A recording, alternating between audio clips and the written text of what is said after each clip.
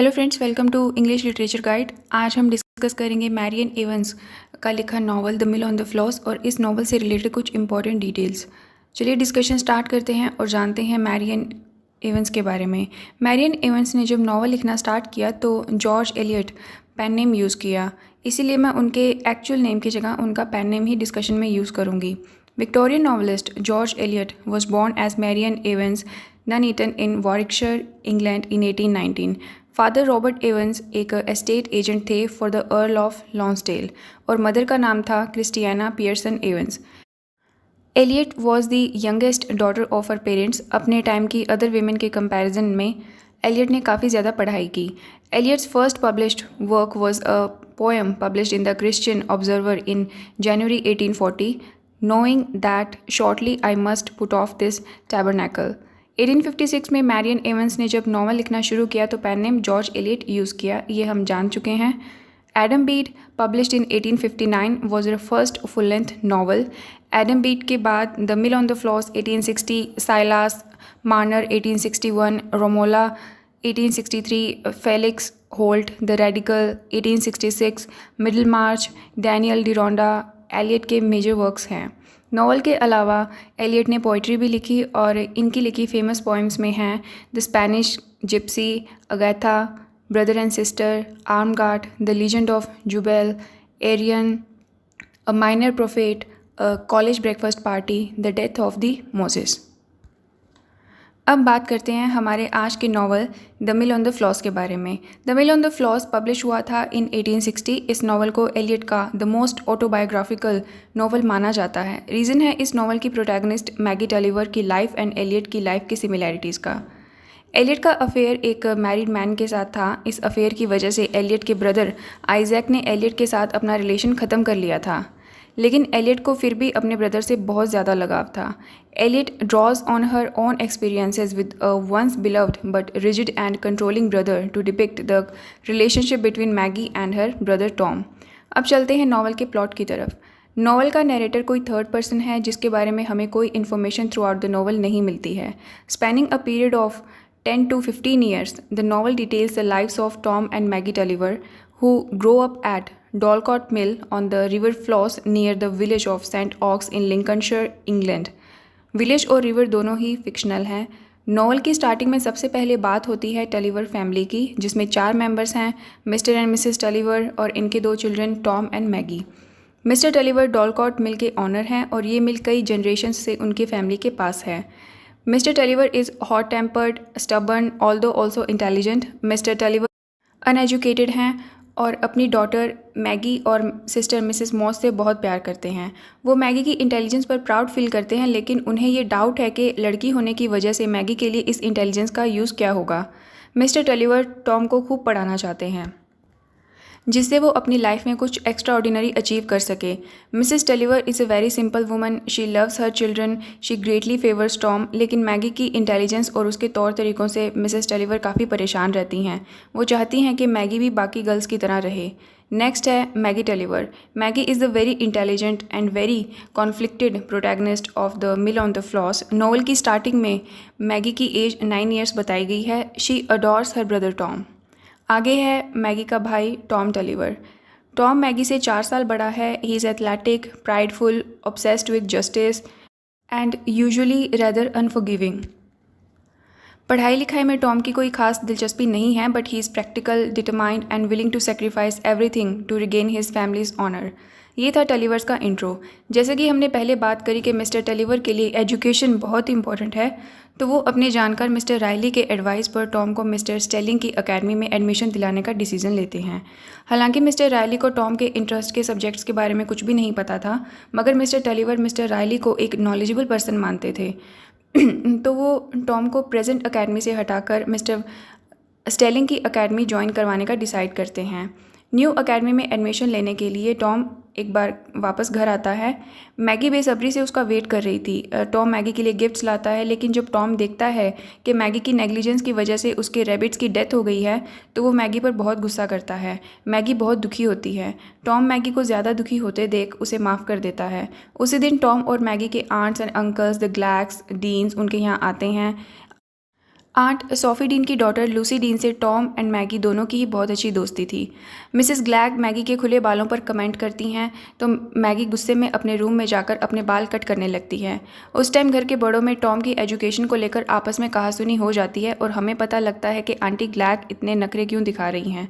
दरअसल बात यह है कि मिस्टर टलीवर ने मिसेस ग्लैग से 500 पाउंड्स का लोन लिया है, जिसका वो इंटरेस्ट भी टाइमली दे रहे हैं, लेकिन फिर भी मिसेस ग्लैग उन्हें खुद से कमतर समझती हैं।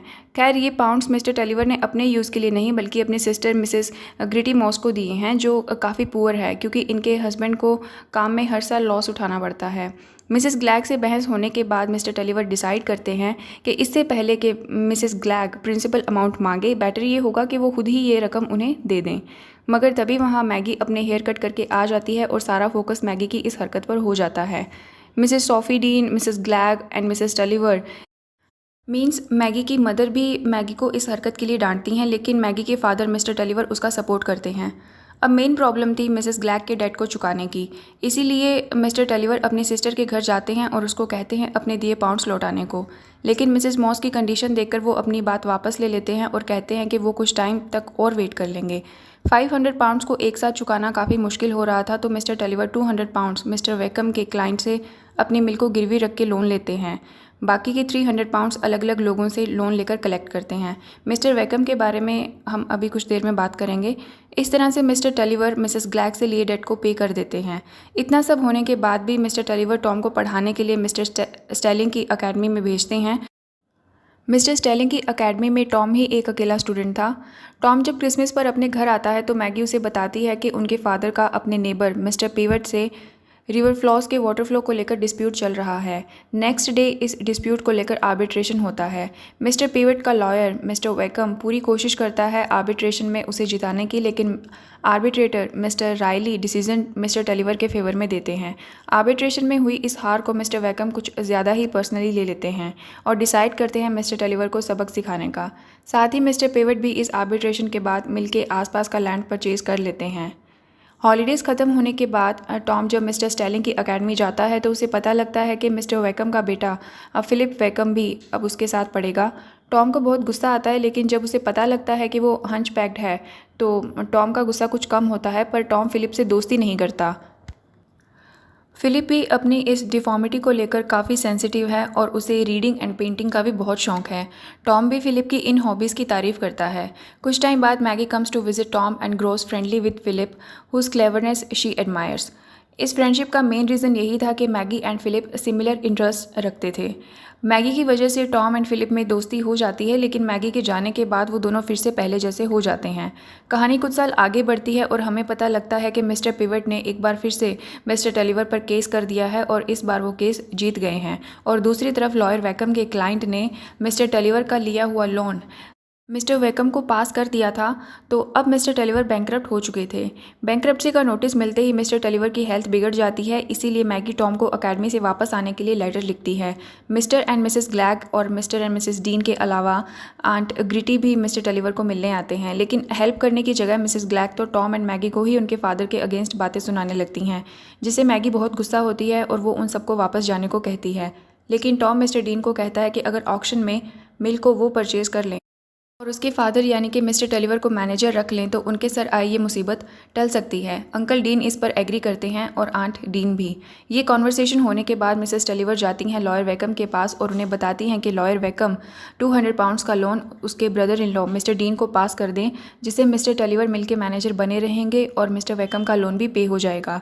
लेकिन लॉयर वेकम कहाँ मानने वाला था, उसे तो मिस्टर टलीवर से केस की हार का बदला लेना था। वो मिसेस टलीवर की बात को ठीक से सुनता भी नहीं है और अपने ऑफिस से जाने को कह देता है। इसके अगले दिन ही मिस्टर पेवट को अमेंड्स पे करने के लिए टलीवर्स के घर के सामान की नीलामी की जाती है। अंकल डीन ज़रूरत का सामान टलीवर्स के लिए ख़रीद कर उन्हें दे देते हैं।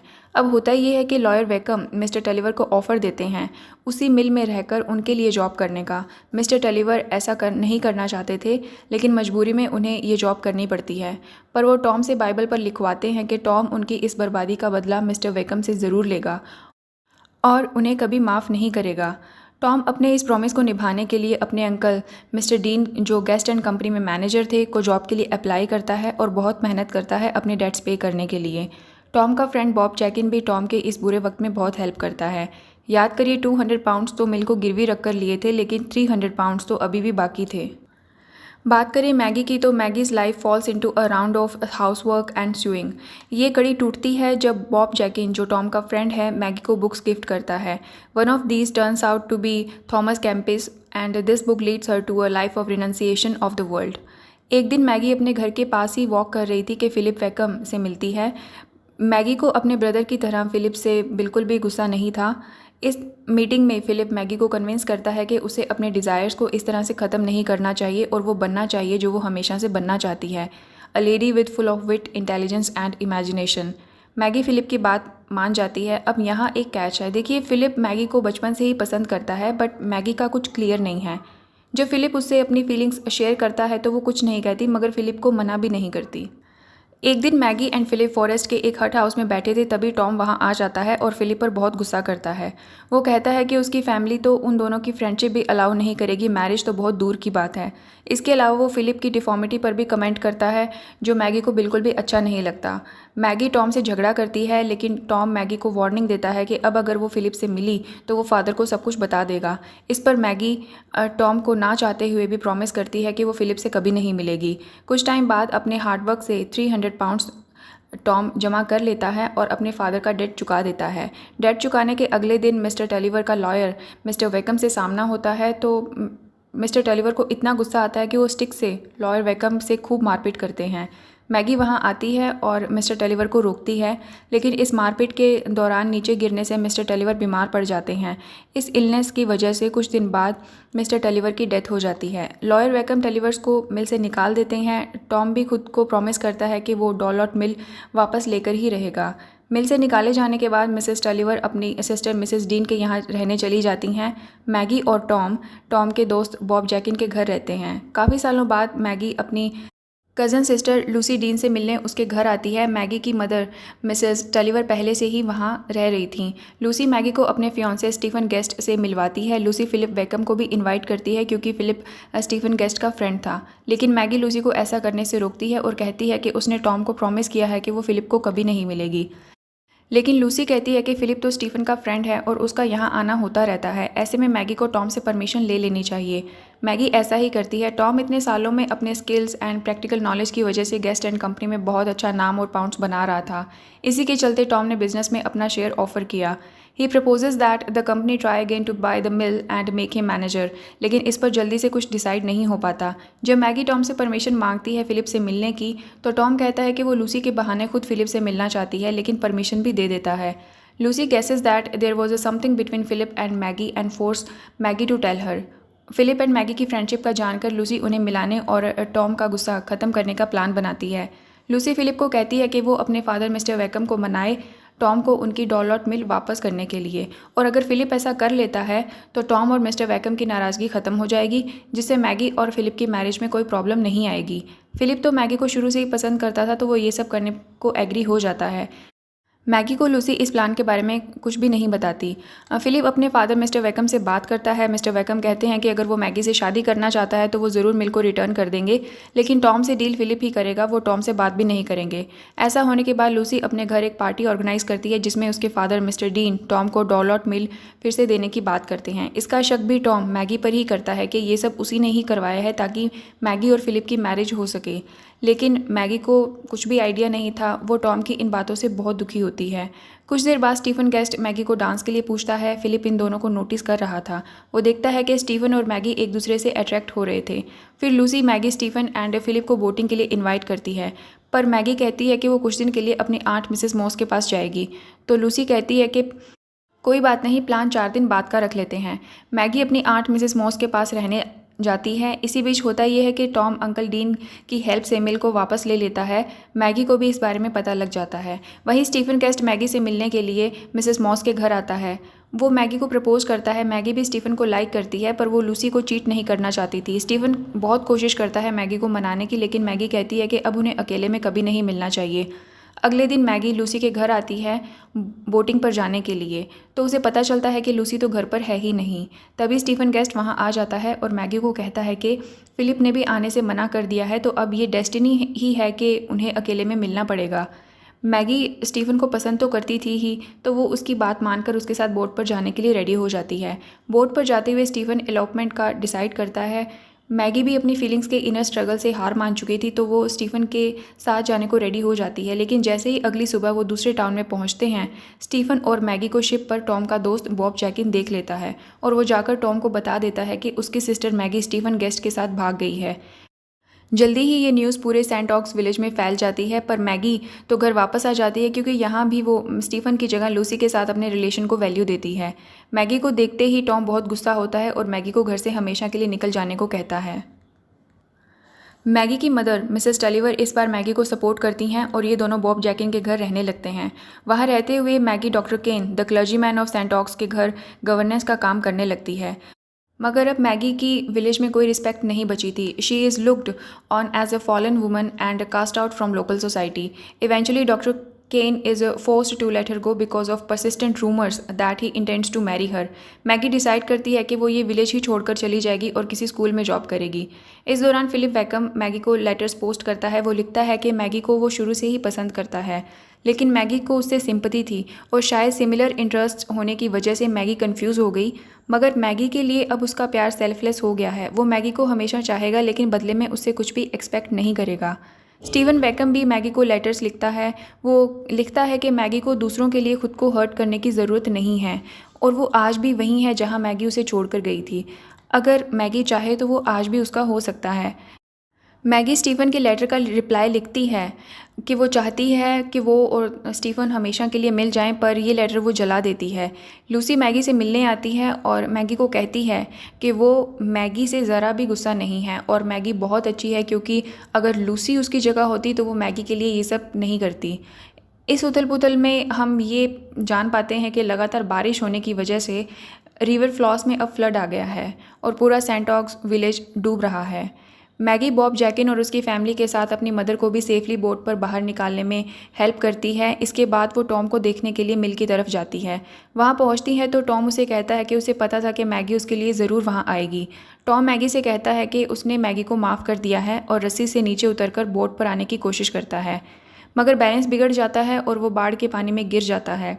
मैगी उसे बचाने की कोशिश में बोट से पानी में उतरती है, लेकिन ये बोट ही इन दोनों के ऊपर आ जाती है और वो बाहर नहीं निकल पाते। कुछ ही देर में मैगी एंड टॉम की डेथ हो जाती है। भले ही लाइफ में आपस में इनमें काफ़ी डिफरेंसेस रहे, बट डेथ के टाइम इन दोनों भाई बहन ने एक दूसरे का हाथ नहीं छोड़ा। इवन डेथ के बाद भी ये एक दूसरे का हाथ थामे हुए थे। इसीलिए इनकी टॉम पर लिखा जाता है, in their death they were not divided. और इस तरह इस नावल की ट्रेजिक एंडिंग होती है। इस नावल की थीम्स हैं the claim of the past upon identity, the importance of sympathy, practical knowledge versus bookish knowledge, the effect of society upon the individual. तो आज के लिए इतना ही। Thank you very much for your time.